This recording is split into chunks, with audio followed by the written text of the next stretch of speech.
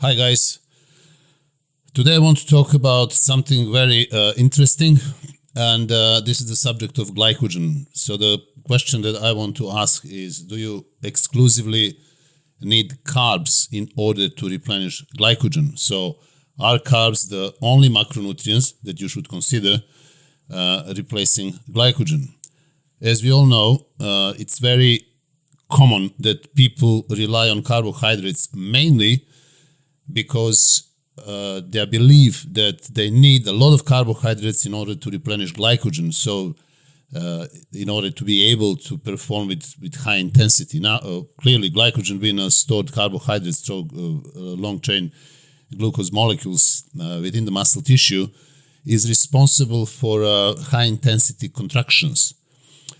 And clearly, if our body is full of glycogen, if glycogen is replenished, we will be able to perform exercises with much higher intensity, meaning we will be provoking more protein synthesis, meaning more muscle tissue. Now, that belief that glycogen is made primarily from carbohydrates literally leads people into delusion that carbohydrates are almost essential in our diet.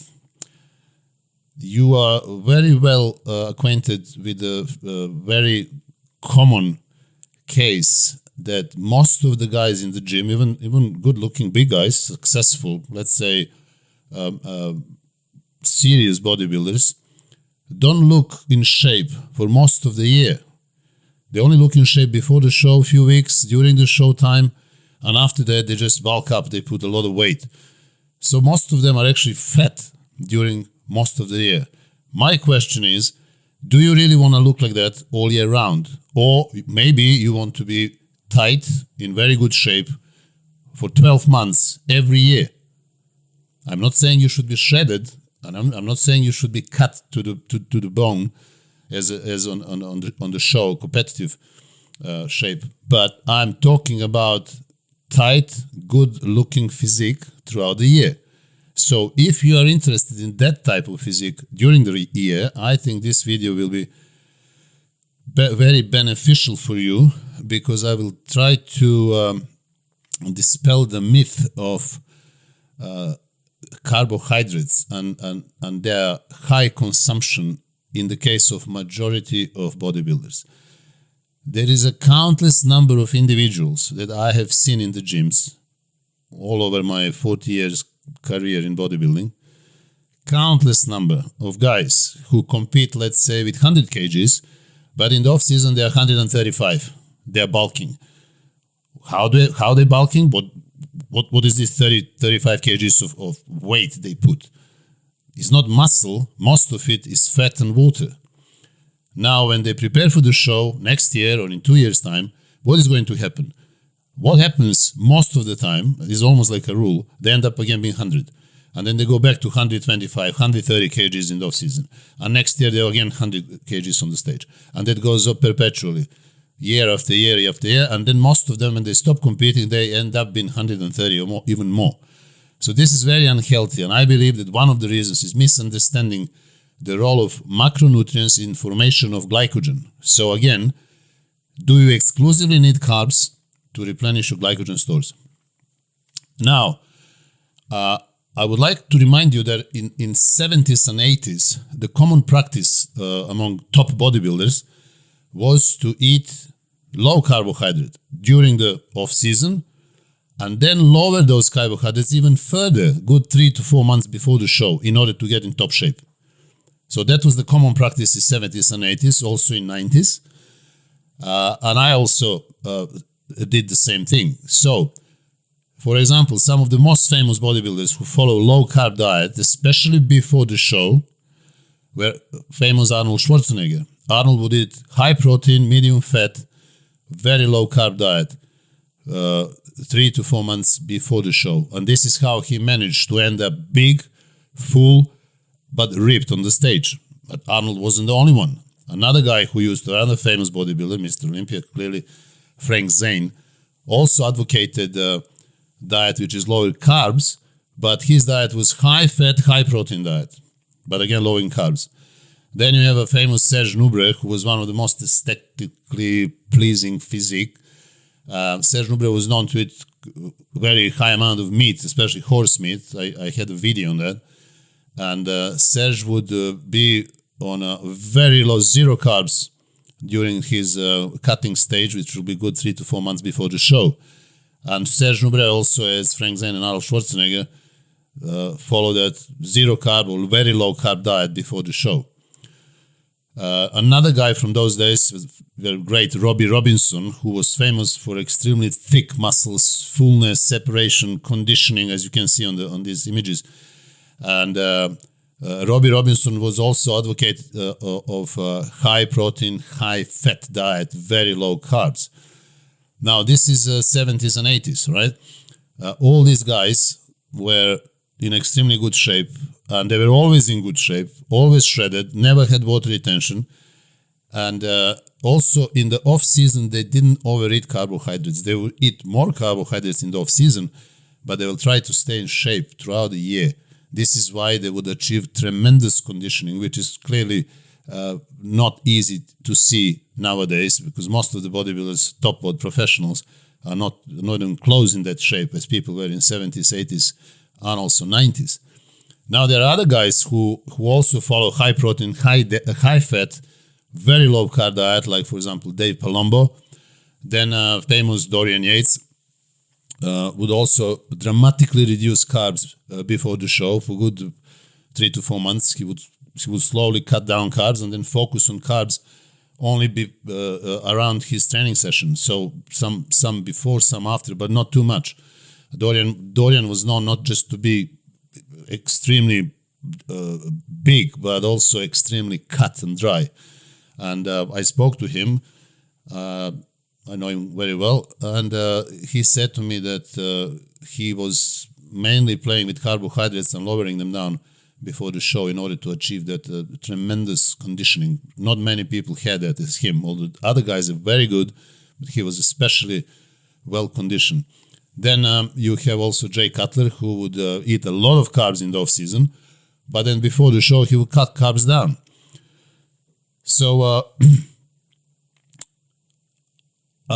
bodybuilders in 70s and 80s especially, but also in 90s, not all of them, but in 90s, they relied on low carbohydrate diet in order to get in shape. Now, I was also another bodybuilder who followed a low carb diet, and as you can see on these pictures, I was in great shape on the shows.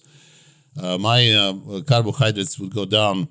I would be sometimes on zero carbs for 3-4 days, and then maybe the 5th day I would carb load. I would refeed on carbs, maybe about 200 grams of carbs, and then I would carry on again and again in order to get in top shape. So what happens after that, when people started using more insulin, people started eating more carbohydrates even before the show. So nowadays, bodybuilders are having completely different strategies, and this is why they end up with extended bellies and water retention, and never in as good condition as people were in 80s and 90s. So you can check that, you can see that. So it's always about those carbohydrates. The main reason why people believed in them so much is that people thought that eating tons of carbs every day, like 500, 600, 700 grams of carbs, is absolutely necessary for replenishing of glycogen. Now, let's go to glycogen.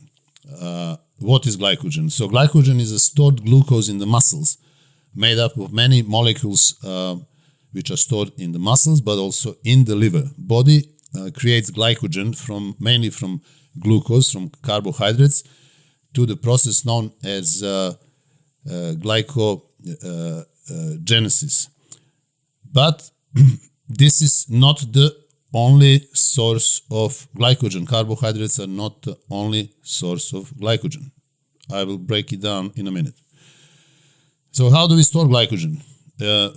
When we exercise, especially with high intensity, we burn glycogen in the muscles, and that glycogen has to be replenished. So muscles contain around, in average person, let's say 200 pounds average bodybuilder, contains around 500 grams of glycogen within the muscles, and also another 100 grams in the liver. So you have glycogen in the muscles, but also you have glycogen in the liver. That amount of glycogen can be higher depending on the size. So if you are 220 pounds body weight, lean body weight, you probably store around 600 grams of glycogen in your muscle tissue.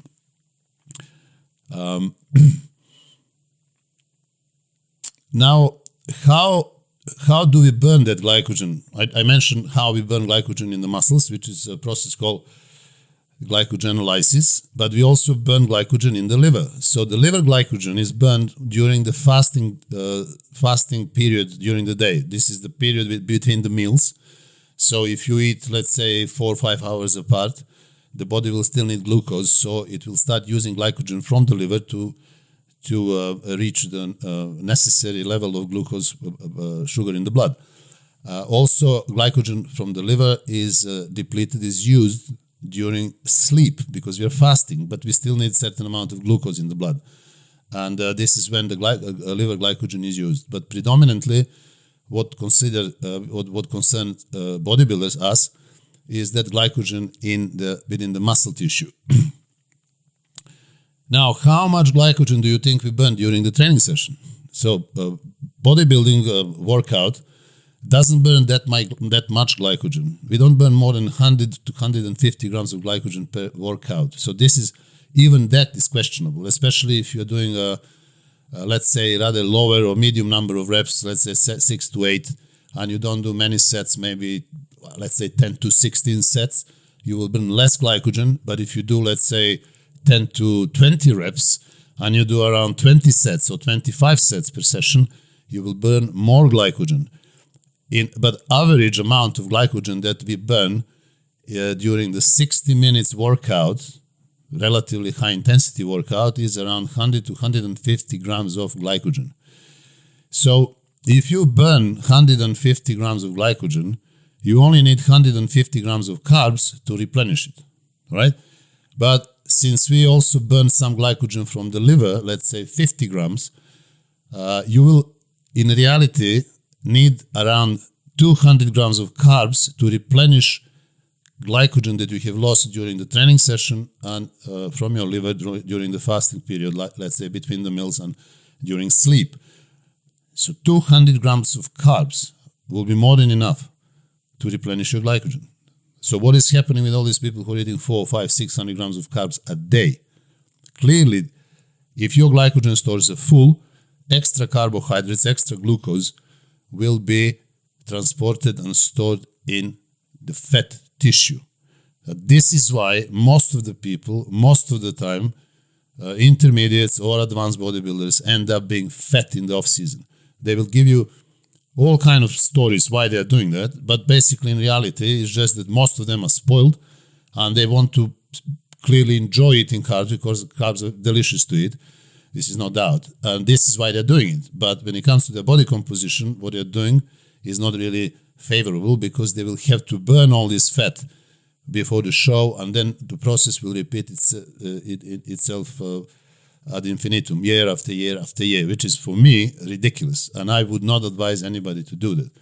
I would like you to stay in shape year round. So not to be good looking 1 or 2 months during the year and then you get fat, apparently bulking. No, you're not bulking. You're just getting fat in the off season. So that's it, period. Now, I explained to you how we store glycogen from carbohydrates. This is the classic story, and this is true. So if you eat carbohydrates, this is going to happen. But this is not the whole story.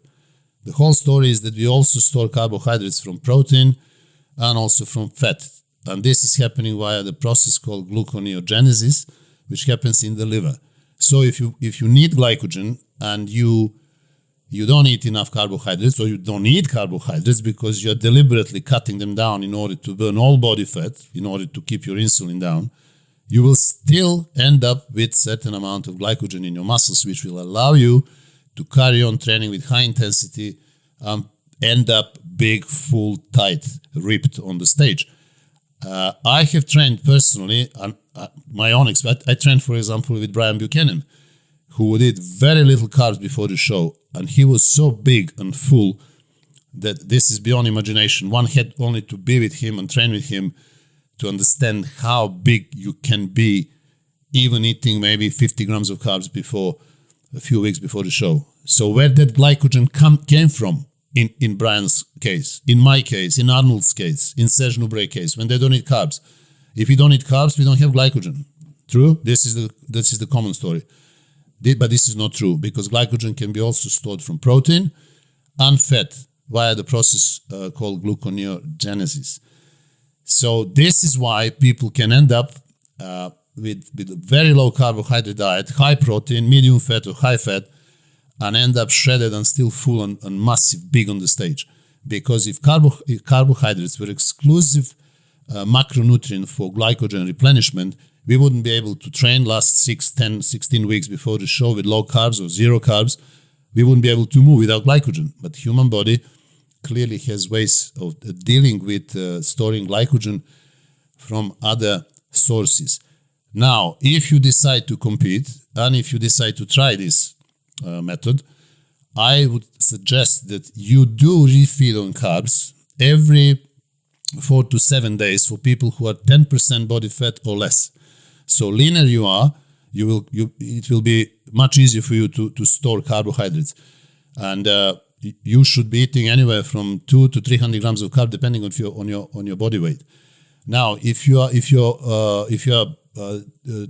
to 20% body fat, I would advise you to refeed with carbs just one day every 7 to 10 days. And if you are over 20% body fat, I would advise you to refeed on carbs every 10 to 14 days. So you would have no carbs for 10 or 9 or 13 days, and then on 10 to 14 days, you should refeed. So once again, if you are 10% or less body fat, you should refeed every 4 to 7 days. So there will be one day when you eat carbs, let's say 200 to 300 grams of carbs, and then you go back to your zero carbs. And the same thing happens when you are 10 to 20% fat, but you refeed every 7 to 10 days. And for people who are over 20% fat, they should refeed every 10 to 14 days. During that period, the amount of carbs, refeed day, is different. I said 200 to 300 grams, but if you are bigger, if you're, let's say, 260-pound bodybuilder, you should need more carbs. So the golden rule is that you need to consume 4 to 6 grams of carbs per kilogram of lean body mass. So you need to calculate what is your lean body mass and then multiply that to 4 to 6 grams. So let's say if you're a 100 kg bodybuilder, that means that your lean body mass is 50% of your body weight. So you're going to be 50 kgs of lean body mass. Multiply that with 4 to 6, and you're going to end up being 200 or maybe 300 grams of carbohydrates in that refeed day. So I hope I have explained to you the story of glycogen and sources that macronutrients that we need to replenish glycogen. So it is not true that we only replenish glycogen from carbohydrates, we also replenish them from protein and fat.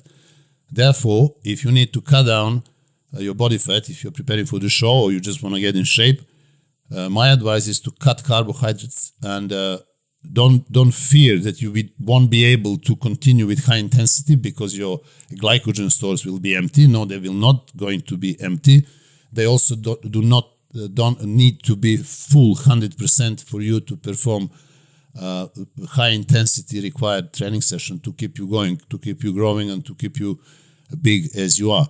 So now I hope you learned that apart from carbohydrates, which are the easiest way to replenish glycogen, you can also replenish glycogen during the cutting period when you eat high protein, medium or low fat diet, and also low carb diet. So don't fear, you will still be able to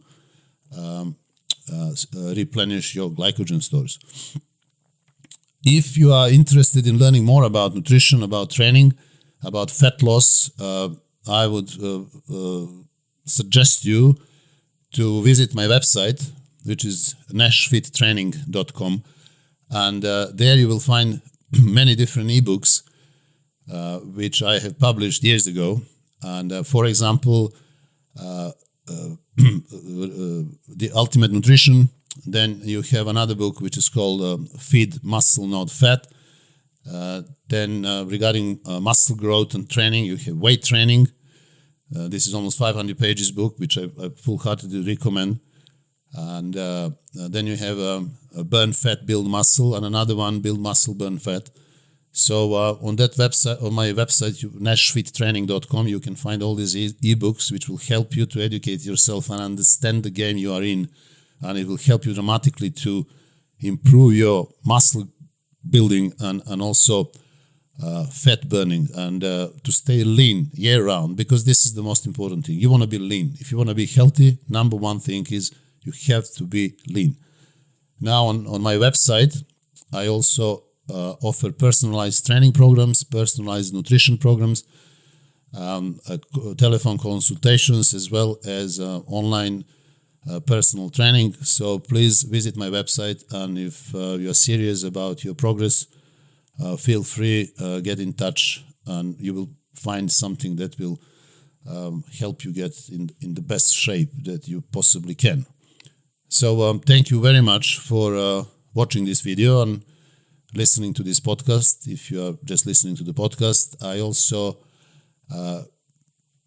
hope that you liked it, and if you did like, please subscribe to my YouTube channel or podcast, and please leave your comments, because these comments on my website, YouTube channel, and the website also, as well as podcast, are very important for other people as well, because this way we communicate and we can discuss things. So yes, please leave your comments. Until the next video, until the next podcast, I hope that